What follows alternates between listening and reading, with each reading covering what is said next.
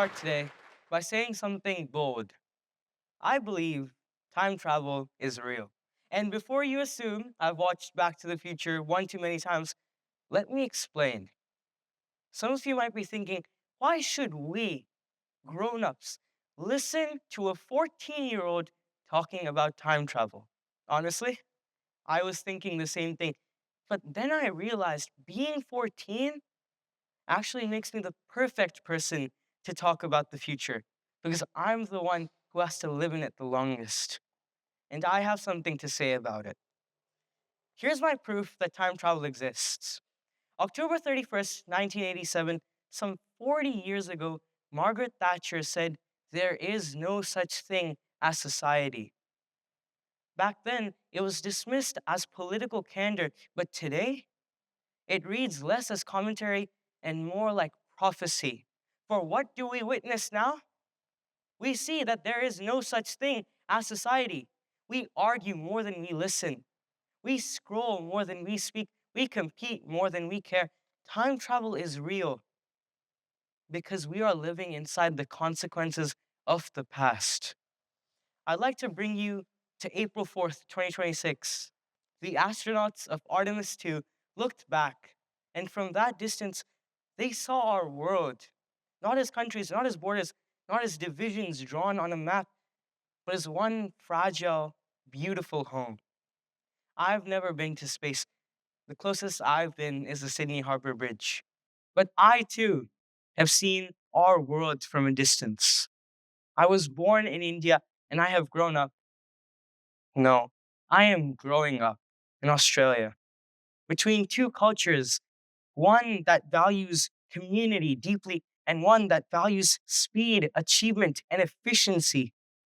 Standing between them, I have realized that both have lost something incredibly crucial. And that something is the fracture we need to fix if we want to unbreak the future. But when we talk about unbreaking the future, we only point to climate change, to technology, to overconsumption. Beneath these crises is a deeper fracture, a fracture in what we choose to value, a fracture in what it means to be human, a fracture in our very fragile home. And I must confess, it terrifies me. In our education system, students are more burdened than ever before. 1 in 3 reports extreme pressure in our social standards. Young people are more uncertain of their self worth than ever before. 70% say social media makes them feel inadequate. In our everyday lives, we now live in a world where outrage is amplified while understanding is ignored. A viral insult is rewarded while compassion goes unseen.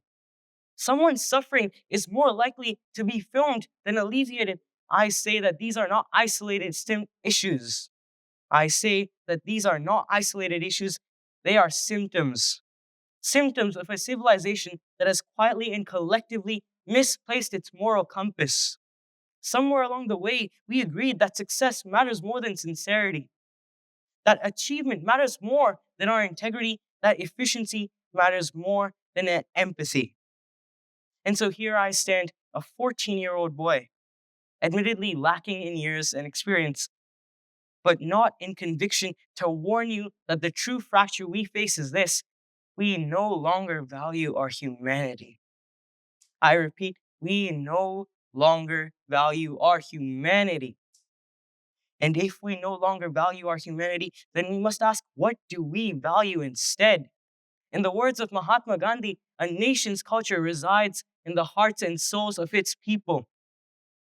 Our hearts and souls have become so full of avarice, of hate, and of indifference, but we cannot let them become our culture. We cannot let them become our future. So what do? How do we unbreak the future? We start small and we start human. We must look up from our screens and be present. We must choose to help when it's easier to watch. We must stand with people who would otherwise stand alone. We must be human in a world that is slowly forgetting how. For you see, our legacy can be kindness. Our legacy can be generosity. our legacy can be that we remembered how to be human. A legacy isn't something you leave behind when you're old. It is something you build right now with every action, every choice, every moment of courage. So I'll leave you with this. The future is broken. What will you do to unbreak it? And when our time travel story is told, what will your legacy be? Thank you.